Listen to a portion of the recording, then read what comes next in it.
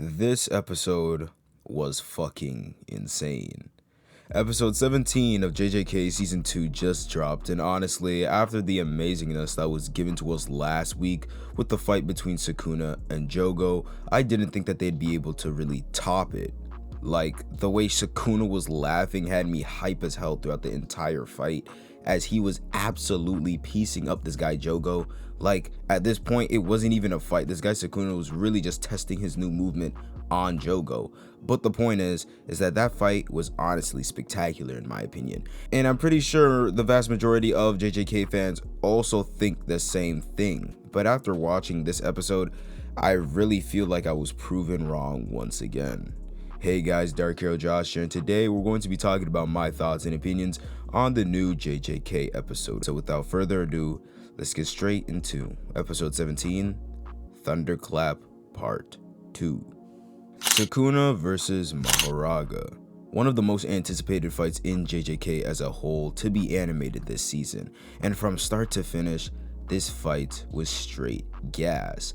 The way that they introduced Mahoraga with the divine dogs howling, having Mahoraga wrapped and chained in this sort of cocoon thing, slowly breaking out of it, slapping the shit out of Megumi was crazy, and the music really added to the ominous presence Mahoraga brung to this episode. I really like how they cropped the episode, making it more movie-like.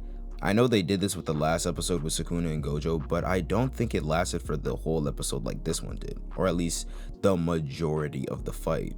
The movement in this episode was also really good. Like the Jogo and Sukuna fight, this was pretty much just Sukuna and Mahoraga sending each other all over Shibuya, but they made the movement so smooth and fluid with the other's attack as well. Like, none of the scenes really seemed choppy, and it all seemed like they all transitioned throughout each other really well. There were a lot of added scenes to this fight in this episode, which is something to expect when it comes to the anime obviously, but these added scenes were really good and really creative for this episode, which really made it that much better for me, and really showed the capabilities of both Mahoraga and even 15 Finger Sukuna. From Mahoraga going in to land the first blow on Sukuna with the sword of extermination, and Sukuna blocking it with just one arm, sending them both flying back. Mahoraga dragging Sukuna across windows before launching him towards the next building, but Sukuna manages to land as he also provokes Mahoraga. This is where we truly see how destructive the Divine General is, as he just smashes everything in his path trying to hit Sukuna, before sending him flying with a roar after being hit with a dismantling cleave. From here is really just them going from building to building, with them trading blows for a bit, then moving on to the next building, because in that short amount of time, a cleave from Sukuna just destroys the building. Like when this guy Sukuna tied up Mahoraga and threw him into the car garage, but it was then Mahoraga's turn as he started chucking cars at the King of Curses, with him either kicking them back or deflecting it all over Shibuya. Another thing that I want to mention is I also love how this fight used its environment, and this is something to be more expected with extra scenes in the anime where they use more of the surroundings, but they really took advantage of that here. Of course, they're in a city setting, and there could have been way more things that could have been used in this fight to make it that much better, but I think that they did great at not overdoing it, but at the same time using just the right amount of it from scene to scene. As Mahoraga's face gets sliced, as it puts his face back on, we then hear the wheel turn for the first time, getting Sukuna very curious. It's from here on out where the destruction output is then brought up a level as they crash into a building with actual people inside, as they instantly get hit with Sukuna's technique as he's attacking Mahoraga.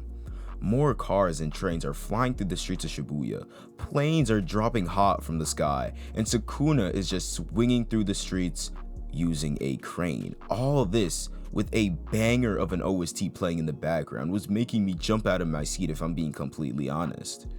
And we're just at the halfway point of this episode.